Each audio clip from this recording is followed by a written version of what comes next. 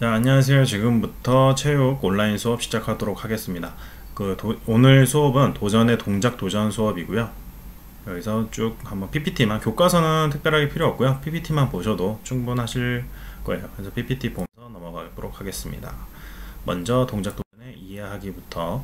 자, 동작 도전의 특성 보시면 동작 도전은 최상의 동작과 자세에 도전하는 활동, 정해진 규칙에 따라 맨손이나 기구를 이용하여 정확하고 아름다운 동작에 도전하는 활동.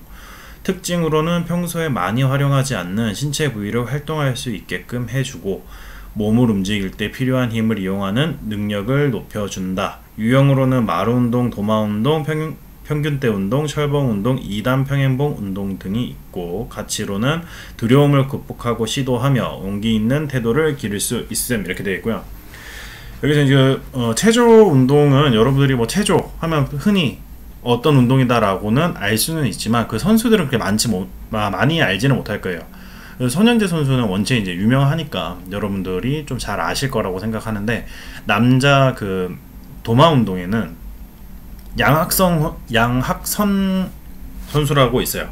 발음이 이렇게 너무 안 좋아가지고. 양학선 선수는 세계적으로도 이제 본인 고유 이름을 가지고 딴 기술이 있어요. 그리고 전 세계적으로 그 기술을 쓸 수 있는 사람이 양학선 선수밖에 없어요. 그 정도로 최고 난이도의 기술을 본인 이름을 따서 만들었고, 그거를 실제로 선보여서 우승까지 한 선수입니다. 그 뒤에 다시 한번 나오니까 그때 다시 한번 설명하도록 하겠습니다. 자, 동작 도전의 역사 보면 고대 이집트에서 사냥 성공을 기원하는 제주 넘기, 그리스와 로마의 학교 교육 동작에서 기원을 찾아볼 수 있고, 중세 군사훈련 신체 단련 활동에도 볼 수 있다. 18세기 전후로 바제도, 잘츠만, 구츠무츠가 동작 도전의 기본 체계를 세웠고, 스웨덴의 링이 근대적인 체조로 발전시키고, 19세기 유럽에서 국민의 건강과 체력 증진하고, 이거 오타네요. 건강이 아니고 건강입니다. 학생들의 균형 있는 발달을 위해 동작 도전을 장려했다. 우리나라에서는 19세기 후반 학교 체육 교육의 주요 내용으로 자리를 잡았고, 1948년까지 체육 교과를 체조라고 불렀다. 체육 교과를 체조라고 부른 거죠. 체육 수업이라고 하지 않고 그냥 체조 수업이다. 이렇게 해서 신체 단련. 대부분 이제 그 초반에는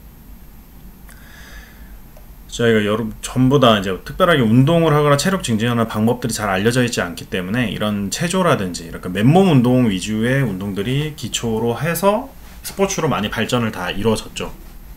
본인들 몸을 사용하는 걸로. 자, 동작 도전과 용기, 이렇게 보면 용기란 두렵고 힘든 상황에서 씩씩하고 굳세게 이를 극복하여 이겨내는 태도를 말하고, 동작 도전 스포츠를 할 때에는 용기 있게 도전하며 목표를 성취를 이룰 수 있다. 동작 도전할 때 정말 많은 용기가 필요해요. 되게 무서워요. 되게 무섭고 겁도 많이 나요. 심지어 앞구르기 하기도 되게 무서워하고 어려워하는 친구도 많아요. 막상 해보려고 그러는데 목 부러질 것 같다. 혹은 자신 있게 했는데 마음대로 잘 안 됐어. 그랬더니 그 후부터 갑자기 막 겁먹기 시작하고 목이 경직되고 막 그때부터 떨리기 시작하고 이것만 하려고 그러면 심장이 벌렁벌렁하고 이런 경우가 생길 수 있어요. 혹은 반대로 갑자기 정말 막 죽을 것 같고 목 부러질까 못 살 것 같았는데 했는데 뭐야, 한 번에 쏙 넘어가. 그때부터 너무 잘하게 되는 케이스도 있습니다. 여기 용기로 체조의 역사를 새로 쓴다. 양학선 선수는 2012년 런던 올림픽 기계체조 남자 도마 종목에서 우리나라 최초로 체조 종목에서 금메달을 땄다. 이렇게 되는데, 여기 프로필은 뒤에 아마 양학선 선수도 사진이 한 번 더 나오긴 하지만 일부러 그냥 올리지는 않았어요. 올리진 않고 그냥 제가 프로필만 말로만 설명해 줄게요. 양학선 선수는 1992년생이에요. 12월 6일생인데 체조하는 선수들은 키가 좀 작아야 돼요. 좀 뒤에도 원리가 나오지만 양학선 선수는 159cm입니다. 그래서 53kg 정도 나가고 있고요. 여기 나와있지만 전 세계적으로 이름을 알리게 된 거는 12년 런던 올림픽이에요. 근데 흔히 별명으로는 도마의 신이라고 해요. 도마의 신. 그냥 우리가 주방에서 쓰는 도마 말고 이 도마 운동 종목에서 신이라고 불릴 정도로, 이때 본인이 직접 개발한 최고점 기술을 구사해서 세계에서 단 한 명뿐이 사용할 수 없는 기술이 양원이라는 이름입니다. 이거를 본인이 몇 번 업그레이드를 시켜요. 또 업그레이드를 시켜가지고 공중에서 3바퀴를 도는 거예요. 1080도를 도는 건데 그 정말 쉬운 일이 아닌데 세 바퀴를 돌아서 쓰는 기술이고 전 세계적으로도 다른 사람들이 쓰지도 못합니다. 그리고 본인도 이 기술을 컨디션 좋을 때만 사용할 수 있고 그 컨디션이 그렇게 좋을 때는 성공을 거의 하지 못한다고 할 정도로 정말 최고 난이도의 어려운 기술이죠. 그래서 올림픽에서 이 선수가 금메달이 2010년 런던 올림픽에서 금메달을 땄고 세계선수권 대회 그 도쿄 세계선수권 대회에서 금메달, 그 다음에 엔트워프 세계선수권 대회에서 금메달, 아시안게임에서 광저우에서 금메달, 인천에서 은메달 2개, 동메달 하나, 유니버시아드에서 금메달 하나, 은메달 하나, 이런 식으로 금만 둘, 다섯 개, 은만 3개, 동메달 하나. 전 세계 선수들이 모이는데 우리나라 선수가 이렇게 금메달 따고 은메달 따고 한다는 게 정말 대단한 일이죠. 자, 여기서 아까 전에 키 얘기를 앞에 나왔었는데 이것 때문에 설명을 한번 하려고 한 거예요. 여기서 동작 도전의 과학적 원리, 과학적 이해 이렇게 보면 관성 능률의 원리이 되는데, 관성 능률은 어떤 물체가 한 점을 축으로 회전 운동하려고 하는 경우 잘 회전하지 않으려는 성질, 회전하는 물체의 반지름이 작아지면 관성 능률도 작아지고, 철봉에서 몸을 편 상태에서 360도 회전하는 것이 배를 철봉에 대고 회전하는 것보다 관성 능률이 큰 동작이므로 어려운 동작으로 평가받는다. 그러니까 배에 철봉을 대고 저희가 뺑그르르 여기 그림에서처럼 이렇게 돌게 되면 관성 능률이 작아지기 때문에 훨씬 더 빠르고 그 다음에 훨씬 더 쉽게 돌 수가 있어요. 근데 이제 손으로 잡고 하게 되면 관성 능률이 커지기 때문에 이게 쉽지가 않아요. 돌아가는 것이 훨씬 쉽지가 않아요. 그렇기 때문에 키 작은 사람이 훨씬 더 유리하겠죠. 한 100, 저 같은 사람이나 서장훈 같은 2m 이런 사람들은, 이 사람들이 물론 본인이 갖고 있는 체중도 이 팔로 손 아기 힘으로 버텨야 되기 때문에 그것도 이제 힘들겠죠. 50kg, 야구 선수가 아까 보니까 59에 53kg예요. 근데 59에 53kg인 사람이 그 손 아기 힘으로 53kg를 버티면 되는 친구예요. 근데 이제 회전 속도가 붙으면 그것보다 더 하겠죠. 예를 들어서 회전할 때 70kg의 힘을 손으로 버티기만 하면 된다. 근데 서장훈 선수 같이 2m가 넘는 사람이 한 130kg 나가면은 그 회전하려고 하면 이 손 아기 힘으로 거의 한 180kg, 200kg에 가까운 그거를 버텨야 되기 때문에 훨씬 더 힘들겠죠. 그래서 키가 더 작은 사람이 훨씬 더 유리합니다. 이런 체조 운동에서는. 자, 근육 운동과 근육의 두께와의 관계. 체조 선수가 상체 근육이 발달한 이유는 큰 힘으로 밀고 당기는 동작을 반복하여 어깨, 팔, 가슴, 금손유가 굵어져 근육이 커져 있기 때문이다.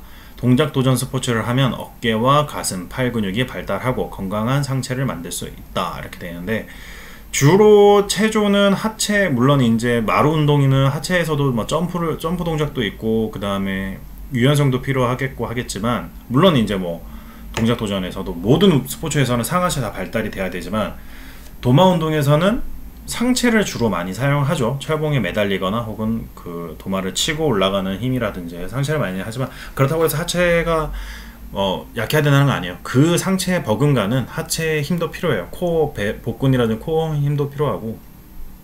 근데 일반 학생의 근육 두께보다 체조 선수의 근육 두께가 훨씬 더 두껍기는 하죠. 그렇게 해야만 봉에 매달릴 수 있기 때문이죠. 근데 이제 저희가 이거 끝나고 그 뒤에 마루 운동이나 도마 운동에 대해서 이제 또 다음 차시 또 넘어갈 건데, 그때 영상 하는 직접 선수가 찍은 거 영상 뒤에 한번 붙여줄게요. 오늘은 그냥 간단하게 이것만 설명만 하고 넘어갈 거고요. 그래서 집에서 운동 동작들도 없을 거예요. 그래서 이것만 하고 넘어갈 테니까 다음 시간에 한번 체크 한번 해볼 수 있도록 하세요.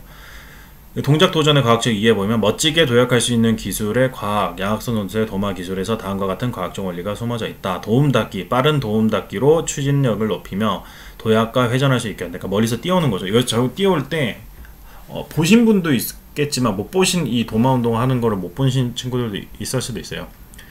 나중에 한번 검색해서 한번 찾아보세요. 정말 그 100m 전력 질주하듯이 뛰어오거든요. 그게 그만큼 추진력이랑 도약력을 높이기 위해서고, 손짓기, 달려온 힘을 공중에서 향할 수 있도록 도마에 손을 짚어 공중에 힘을 전달한다. 따라서 도마에 손이 닿는 시간을 짧게 하여 충격력을 높여 큰 힘을 발휘한다. 순간적으로 퉁 쳐내는 거야. 근데 밑에 이 사람이 어떻게 하지 하지만 밑에 약간 그 스프링 같이 더 도움닫기 발판이 있어요. 그래서 더 높게 뛸 수 있도록 발판이 있고, 바닥도 조금 착지하는 곳도 좀 편안하게 푹신한 곳입니다. 그래서 그래도 위험하긴 하죠. 자, 공중동작에는 몸의 회전을 높이기 위해 관성 능률을 작게 해야 한다. 그러니까 최대한 이제 오므리는 거죠. 팔을 피거나 이런 게 아니고 최대한 몸을 움츠려서 하는 거죠. 따라서 최대의 몸을 오므리고 팔을 몸통에 가깝게 붙여서 회전 반지름을 줄인다.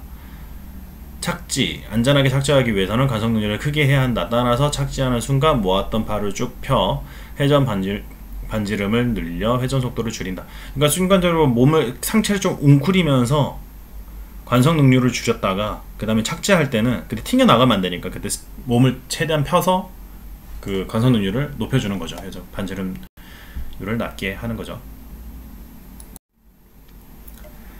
자, 오늘 수업은 간단하게 여기서만 앞에만 알고 가자는 식으로 했습니다. 그래서 운동 영상이나 이런 거 올리지 않았으니까요. 기껏 해봐야 지금 한 11분 정도 넘어가고 있는 시간이니까 잘 볼 수 있도록 하시고, 그 다음에 그 양성복 선생님 이메일 주소 바꿨어요. 바꿨는데 검은색 글자로 왜 검은색으로 뜨지 모르겠지만 그래서 바꿨어요. 혹시 그 8반 9반 친구들 질문 있는 친구들은 양성복 선생님 여기 쌤 메일로 보내주시면 아마 확인이 조금 더 빠를 거예요. 혹은 뭐 쌤메일로 보내거나 혹은 질문방은 이왕이면 올리지 마세요. 잘 확인하기 어렵더라고요. 쌤메일로 보내주시고, 했는데 확인이 잘 안된다, 뭐 답장이 없다라고 하는 친구들, 혹은 급하다 하는 친구들은 담임 선생님한테 또 문자 한번 주세요. 제가 질문을 쌤메일로 드렸는데 답문을 빨리 받고 싶다 라고 하면 담임 선생님이 확인 한번 해주세요 이렇게 연락 오면 저희도 조금 보기가 좀 편합니다. 자, 오늘도 고생 많이 하셨고 나머지 수업 잘 들으실 수 있도록 하시고 건강 조심하시고 학교에서 뵙도록 하겠습니다.